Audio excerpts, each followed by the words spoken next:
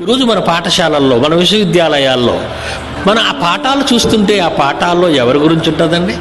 జంతు శాస్త్రంలో జంతువుల గురించి, వృక్ష శాస్త్రాలలో వృక్షాల గురించి, పక్షి శాస్త్రంలో పక్షుల గురించి, అంతరిక్ష శాస్త్రం గురించి ఆకాశంలో ఉన్న వాటిని గురించి, ఒక ఈగ, ఒక దోమ, ఒక కప్ప, ఇవన్నీ మనకు అవసరమా అండి? తెలుసుకోవటంలో తప్పు లేదండి, కానీ అది అవసరమా అండి?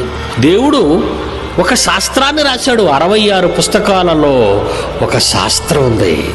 అది ప్రకృతిలో మనిషి మెదడు నుండి రాని శాస్త్రం, మహాజ్ఞాన శాస్త్రం, మన బ్రతుకు శాస్త్రం, మన జన్మ పరమార్థ శాస్త్రం, మన భవిష్యత్తు శాస్త్రం. అదండి మన శాస్త్రం.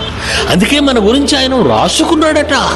ఏమండి, మీరు పుట్టిన తర్వాత పంచాయతీలోనో మున్సిపాలిటీలోనో మన పేర్లు నమోదు చేస్తారు. కానీ మీరు పుట్టక ముందే దేవుడు తన గ్రంథములో మన పేర్లు నమోదు చేశాడట. ఎంత ఆశ్చర్యం అండి! ఆసుపత్రిలో పుట్టినా, నీవున్న గ్రామంలో పుట్టినా, నువ్వు పుట్టిన వెంటనే నీ డేట్ ఆఫ్ బర్త్, నీ కాలాన్ని పంచాయతీ వారికి కానీ మున్సిపాలిటీ వారికి కానీ మీరు అందచేయాలి. లేకపోతే డేట్ ఆఫ్ బర్త్ సర్టిఫికేట్ ఇవ్వరు.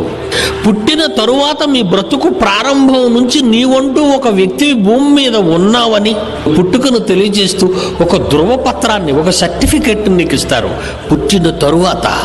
కానీ నీవు పుట్టక ముందే దేవుడు తన శాస్త్రంలో నీ గురించి రాసుకున్నాడన్న సంగతి నీకు తెలుసా?